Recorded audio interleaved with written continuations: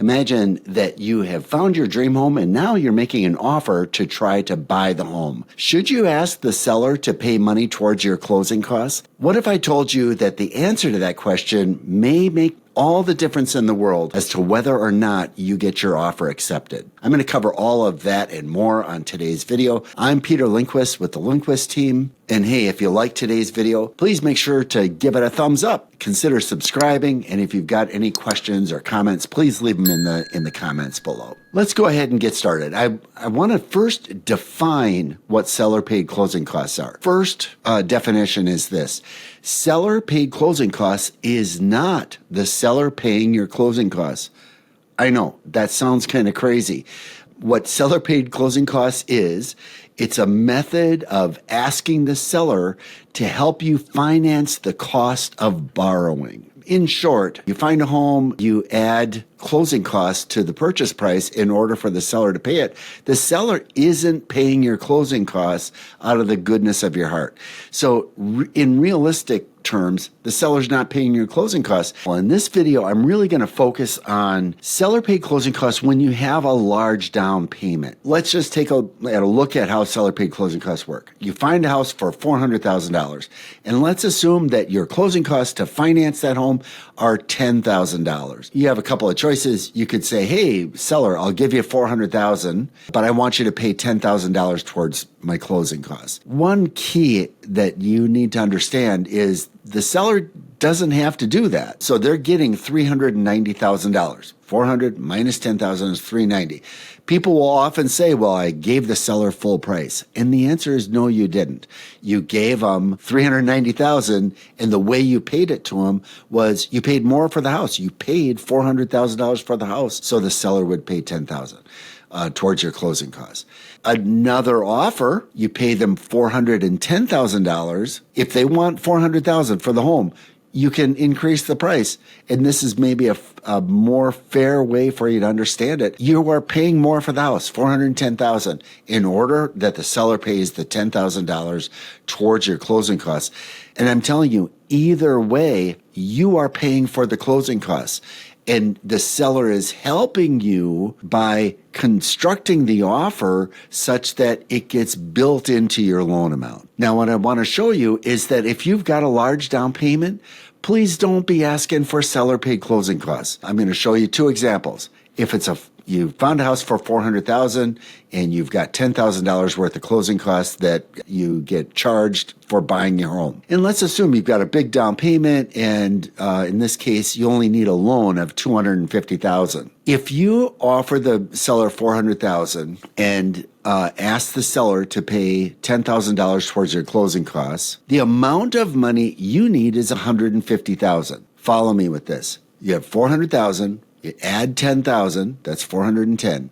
You subtract out the loan amount, and now you owe $160. But the seller's paying $10,000 for you, so you need $150,000. Okay, your loan amount is $250,000. You need $150,000. But in this case, you are asking the seller to pay $10,000 towards your closing costs.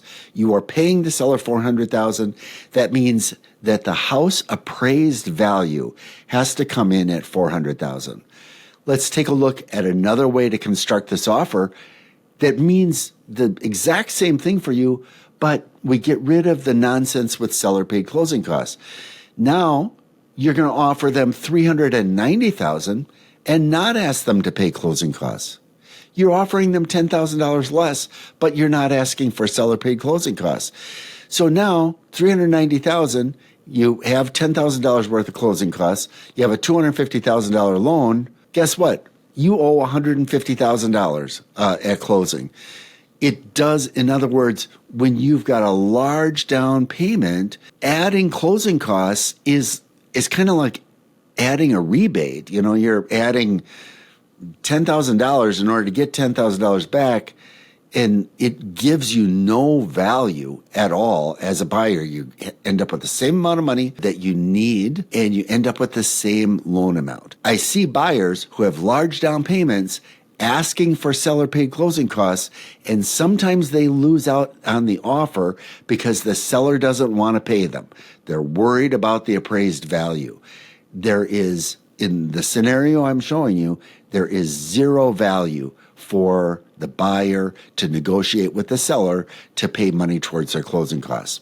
Same amount of money out of pocket, same loan amount, and therefore same payments. So when are seller paid closing costs useful? Large down payments? No.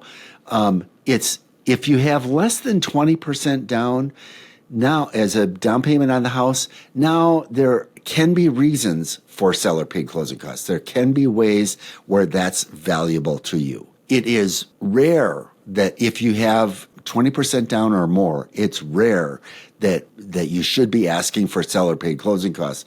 Take a look at alternatives to seller paid closing costs. Seller paid costs can be a good value, especially if you're making an offer on a property that has no other offers. When it's a multiple offer situation, sellers oftentimes don't want to accept that offer because they're worried about the appraised value. You are offering a higher price than what the seller's getting. If the house appraises for lower than the price you need it to come in at, then you're free and clear of the transaction. So sellers will be pickier if in a multiple offer situation, if your offer has seller paid closing costs. So what are the alternatives? Number one is adjust the purchase price or adjust the loan amount. Number two is if you have to get seller paid closing costs one way or another, try to get less than 3% of the price. So the typical maximum that sellers are prepared for is 3% of the purchase price.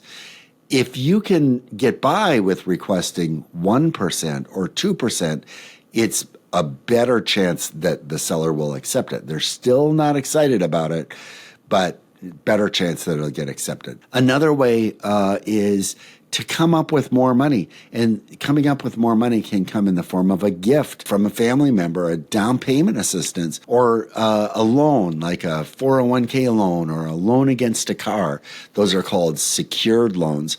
And any one of those would be options that would eliminate the requirement for seller paid closing costs. So to summarize, always follow your agent's advice. So I'm just the mortgage lender. I want to give you some ideas in case your realtor says, let's avoid seller paid closing costs. Follow their advice. Second is if you've got a larger down payment, the main thing I want you to understand is reconsider it. If you've got any questions or comments, please leave them below or feel free to reach out to me directly. I'm Peter Lindquist with the Lindquist team. I look forward to hearing from you. Thanks.